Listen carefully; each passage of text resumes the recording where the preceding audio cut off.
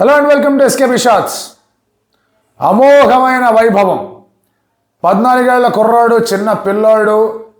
ఎందుకు ఐపీఎల్లో అతనికి అంత ధర పెట్టి రాజస్థాన్ రాయల్స్ అతన్ని వాళ్ళ టీంలో చేర్చుకున్నారు? ఎందుకు అతని మీద అంత మక్కువ చూపిస్తున్నారు? అతనిలో ఏం టాలెంట్ స్పాట్ చేశారు అనే దానికి అన్ని సమాధానాలు ఈ మ్యాచ్తో వచ్చేసాయి.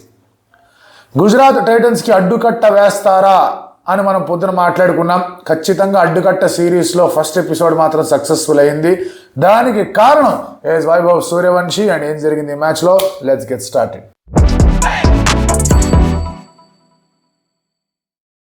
Firstly from the points table point of view, ఈ మ్యాచ్ అయిపోయిన తర్వాత పెద్ద మార్పులు చేర్పులు ఏం లేవు. Rajasthan Royals Sunrisers Hyderabad కన్నా కాస్త ముందుకెళ్ళారు. అండ్ గుజరాత్ టైటన్స్ విషయానికి వస్తే వాళ్ళు అక్కడే ఉన్నారు, కానీ నెట్ రన్ రేట్ ఎఫెక్ట్ అనేది వాళ్ళ మీద పడింది, జీటీ మీద. అండ్ స్టిల్ వాళ్ళకి ఏదో సమస్య వచ్చేసిందని చెప్పడానికి కూడా లేదు, బికాస్ కంఫర్టబుల్లీ ప్లేస్గా కనిపిస్తూ ఉన్నారు. బట్ ఇటువంటి మ్యాచెస్ ఏం చేస్తాయంటే మిగతా పాయింట్స్ టేబుల్లో కానీ టాప్ 4 వెళ్ళేదానికి కానీ చాలా గట్టి ఇంపాక్ట్ చూపిస్తూ ఉంటుంది.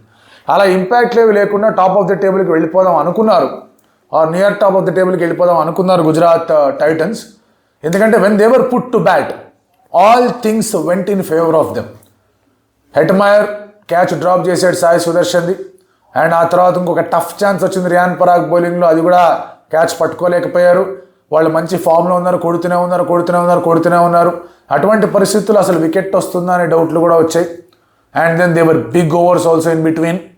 అటువంటి పరిస్థితుల్లో మీకు సాయి సుదర్శన్ వికెట్ పడింది. ఆ తర్వాత బట్లర్ వచ్చాడు.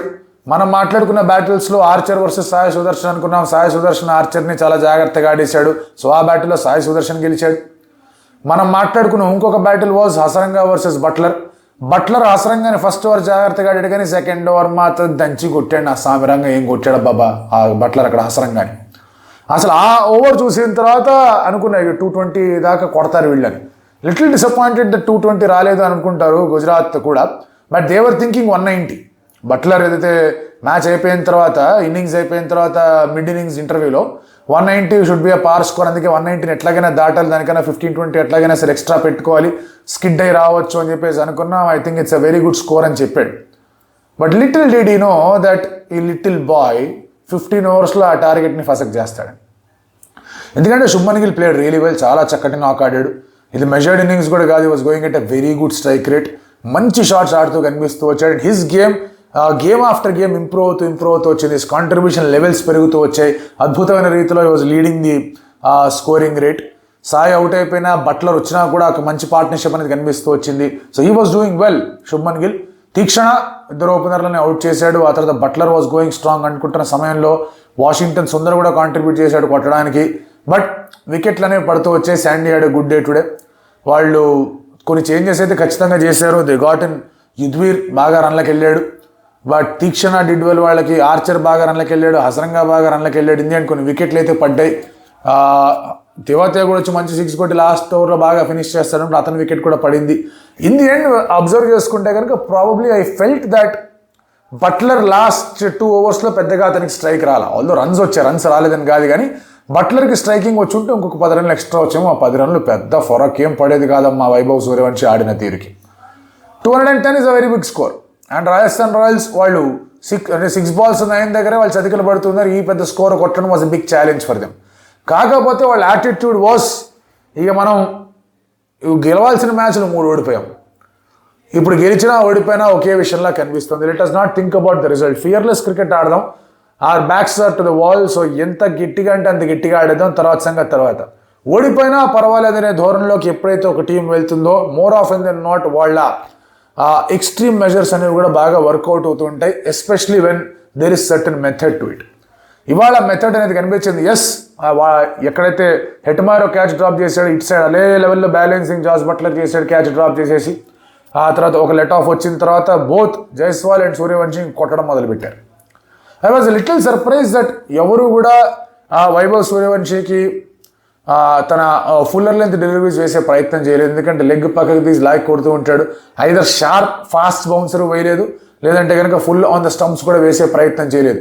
షార్ట్ ఆఫ్ లెంత్ డెలివరీస్ వేస్తూ వచ్చారు, లేదంటే కనుక out side the off stump వేస్తూ వచ్చారు. కొంచెం షార్ట్ బాల్ పెడదాం, రూమ్కి క్రామ్ చేద్దాం అనే ఆలోచనలు ఉన్నారు, కానీ అతని బ్యాక్ లిఫ్ట్, అతని బ్యాట్ స్వింగ్ ఏదైతే ఉందో, జెర్సీ నెంబర్ 12 గుర్తుపెట్టుకోండి by the way. Jersey number 12 ఎవరిది, ఎవరి బ్యాక్ లిఫ్ట్ ఎలా ఉంటుంది, ఎవరి బ్యాట్ స్వింగ్ ఎలా ఉంటుందో ప్రత్యేకించి చెప్పక్కర్లా. అలాంటి ఆ ప్లేయర్ని మళ్ళీ గుర్తు చేసే విధంగానే ఆడాడు ఇక్కడ వైభవ్ సూర్యవంశి. అండ్ ఆ బ్యాట్ స్వింగ్ ఏదైతే ఉందో, ఆ బ్యాక్ లిఫ్ట్ ఏదైతే ఉందో, అతను కొట్టిన విధానం చూస్తుంటే కొన్ని షాట్స్ క్లియర్ హిట్స్, తేడానే లేవు. ఇషాంత్ శర్మ ఎవరైతే ఫస్ట్ ఎవర్ ఐపీఎల్ నుంచి ఇప్పటిదాకా ఆడుతున్నాడో అతన్ని వైభవ్ సూర్యవంశి టుకాని కొడుతూనే ఉన్నాడు. అండ్ అలాగే అతను కరీం జనత్ని తీసుకొచ్చుకున్నారు జీటీ ఇవాళ, because they already had Sundar in the team. So they thought ఇంకొక ఫాస్టర్ బౌలర్ ఎక్స్ట్రా తీసుకొచ్చి ప్రయత్నిద్దామని 30 రన్లు కొట్టాడు వైభవ్ సూర్యవంశి, సింపుల్గా 30. ఎస్ కొన్ని షాట్స్ వచ్చాయి, కొన్ని shots where he was lucky. Top ఎడ్జిల్ తగిలి 6కి వెళ్ళడం, ఎడ్జిల్ తగిలిన తర్వాత మళ్ళీ క్యారీ అవ్వకుండా ఉండడం, నో మ్యాన్స్ ల్యాండ్లో పడ్డం, ఇలాంటి పరిస్థితులు జరిగాయి. ఇలాంటి లక్ అనేది వచ్చింది. ఇటువంటి భయంకరమైన ఇన్నింగ్స్ ఆడినప్పుడు, చాలా రేర్ ఇన్నింగ్స్ ఆడుతున్నప్పుడు కాసంత అదృష్టం కలిసి రావాలి. బట్ అదృష్టం వచ్చింది కాబట్టి ఆడడం కూడా కరెక్ట్ కాదు. ఒక అబ్బాయి 14 ఏళ్ళ అబ్బాయి ఆడుతున్నాడంటే మామూలు విషయం కాదు. ఇలాంటి ఇన్నింగ్స్ 25, 30 ఏళ్ళు, 35 ఏళ్ళ వాళ్ళు ఆడుతున్నా కూడా ఆహా ఓహో అని చెప్పేసి మనం అందరం కూడా వీ విల్ బి ఆస్ట్రక్. అలాంటిది ఇటువంటి ప్లేయర్ ఆడుతున్నాడు, taking on Mohammed Siraj, taking on Prasidh కృష్ణని కూడా కొట్టాడు. ఆ bowler was bowled most number of dot balls Gujarat టైటన్స్కి. అతన్ని కూడా వైభవ్ సూర్యవంశి కొట్టాడు. అతనే కాస్తో కూస్తే అతనే క్వాలిటీగా ఉంచగలిగాడు. ఆ బౌన్సర్ లేజ్ అండ్ లాస్ట్లో యార్క్ రేజ్ అవుట్ చేసి. Rashid Khan to an extent quiet చేద్దాం అనుకున్నాడు, కానీ అతను కూడా 6 పడింది సెంచరీ కొట్టడానికి. జైస్వాల్ అసలు ఏ విధంగా ఆడుతున్నాడు, ఏ ఫ్లోలో ఆడుతున్నాడు అనేది తెలియకుండా ఆడాడు వైభవ్ సూర్యవంశి. అది అసలు గొప్పతనం అంటే. జైస్వాల్ చేస్తాడు కీప్ గోయింగ్ కమాన్ కుమ్మాయి అంటున్నాడు, దొరికినప్పుడల్లా జైస్వాల్ కూడా పెడుతూనే ఉన్నాడు. బట్ వైభవ్ సూర్యవంశి బాస్ అతని లెగ్ సైడ్ గేమ్ ఏదైతే ఉందో, అరే కేక కదా లెగ్ సైడ్ గేమ్ అనుకుంటున్న సమయంలో డెఫ్ టచ్ చేస్తూ థర్డ్ మ్యాన్ దిశగా కొట్టిన షాట్లు, కవర్స్ దిశగా కొట్టిన షాట్, రూమ్ క్రియేట్ చేసుకుని ఎక్స్ట్రా కవర్ మీదగా కొట్టిన షాట్లు కూడా అబ్బా నాకు ఆఫ్ సైడ్ గేమ్ కూడా ఉంది, అది కూడా గ్రహించండి అని చెప్పేసి అతనే చెప్తూ ఉన్నాడు. And there are 2 things which are very rare. మనం చూసేది ఏంటంటే రాహుల్ ద్రవిడ్ ఫుల్ జోష్తో, ఫుల్ ఎంజాయ్మెంట్, ఫుల్ ఎక్స్టసీతో కమాన్ అని చెప్పేసి చప్పట్లు కొట్టడం చాలా రేర్గా జరుగుతుంది. 3-4 సార్లు మాత్రమే నేను చూశాను. అండ్ వెన్ హీ గెట్స్ కోపం వచ్చినప్పుడు కూడా చూసా ఒకసారి, అది గుర్తు చేయడం కూడా కరెక్ట్ కాదు, ఇప్పుడు రాజస్థాన్ రాయల్స్ మ్యాచ్ గెలిచారు కాబట్టి. బట్ ఇంతటి ఎక్సైట్మెంట్తో రాహుల్ ద్రవిడే చాలా హ్యాపీగా ఫీల్ అయ్యాడంటే యూ కెన్ ఇమాజిన్ అతను ఎవరిని చూసి అంత హ్యాపీగా ఫీల్ అయ్యాడో. That boy, that kid is really special. We catch them young అంటారు. చాలా మంది యంగ్స్టర్స్ని అలాగే క్యాచ్ చేసి బాగా ట్రైన్ చేసిన ఘనత రాజస్థాన్ రాయల్స్. రవీంద్ర జడేజా కావచ్చు, ఆ రోజుల్లో యూసఫ్ పఠాన్ కావచ్చు, ఆ తర్వాత సంజు శాంసన్ కానివచ్చు, యశస్వి జైస్వాల్ కావచ్చు, రియాన్ పరాగ్ కావచ్చు, ధ్రువ్ జురేల్ కావచ్చు, ఇప్పుడు ఈ అబ్బాయి కావచ్చు వైభవ్ సూర్యవంశి. వీళ్ళందరికీ కూడా రాజస్థాన్ రాయల్స్ ఒక అద్భుతమైన స్పోర్టింగ్ అకాడమీగా తయారవుతూ వాళ్ళ గేమ్ని ఇవాల్వ్ అయ్యే విధంగా మారుస్తూ వచ్చింది. అండ్ మనం సీజన్ స్టార్టింగ్లో కూడా మాట్లాడుకున్నాం that this boy will only come when there is a severe injury or Rajasthan Royals సరిగ్గా చేయకుండా ఉంటాయి. అన్ఫార్చునేట్లీ 2 జరిగాయి. సంజు శాంసన్కి సివియర్ ఇంజరీ అయింది, అతను ఆడలేని పరిస్థితి. And Rajasthan Royals is also not doing well.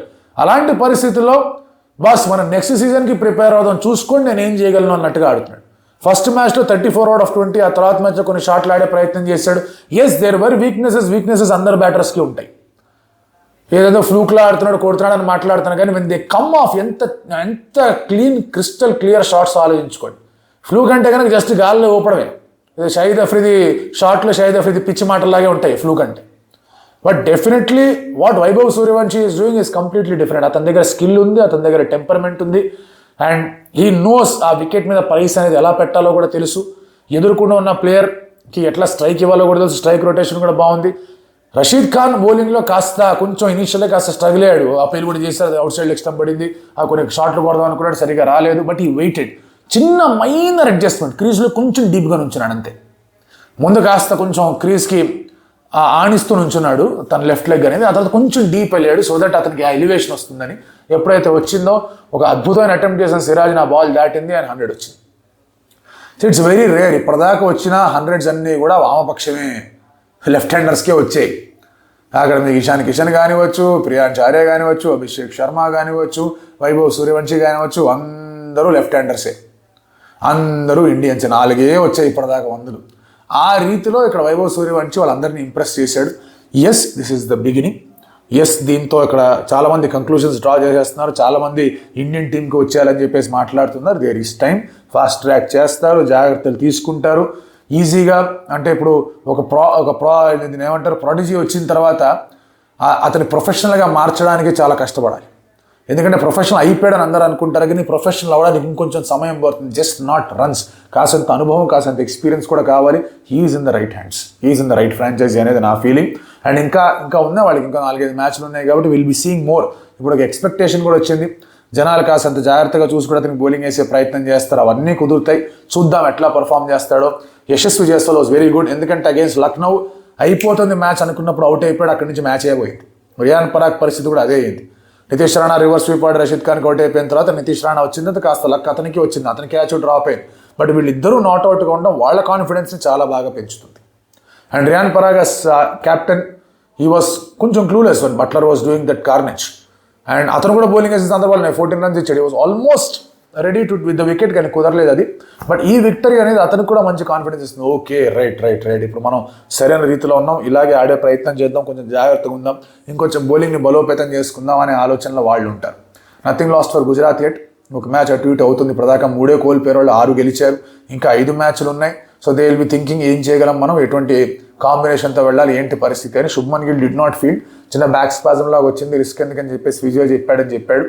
But that does not mean అతను ఉంటే డిఫరెంట్గా ఉండేదని ఏమీ లేదు అక్కడ. Always the communication was on. T20 క్రికెట్లో అదే జరుగుతుంది, కమ్యూనికేషన్ ఇస్ ఆల్వేస్ ఆన్. కాబట్టి అతని యాబ్సెన్స్ అనేది రీజన్ కాదు ఇక్కడ. రషీద్ ఖాన్ క్యాప్టెన్సీకో లేకపోతే what the things were, it was just Vaibhav Suryavanshi's brilliance. 14 years 15 years ఆ టైంలో నేనైతే ఒక అమ్మాయిని ఇష్టపడ్డాను. ఆ అమ్మాయికి చెప్దాం అనుకున్నాను, చెప్పలేకపోయాను, తర్వాత చెప్పాను, అదే అమ్మాయిని పెళ్లి చేసుకున్నాను, అది వేరే విషయం. మీరు 14 yearsకి ఏం చేస్తున్నారు? అఫ్కోర్స్ స్కూల్లో కూడా రకరకాల స్పోర్ట్స్, హడావిడి మ్యూజిక్ చాలా చేస్తూ ఉండేవాడిని, కానీ ఈ లెవెల్ టాలెంట్ అయితే మన దగ్గర లేదు. మీరేం చేస్తూ ఉండేవాళ్ళు 14-15 yearsలో మీరు తెలియజేయండి.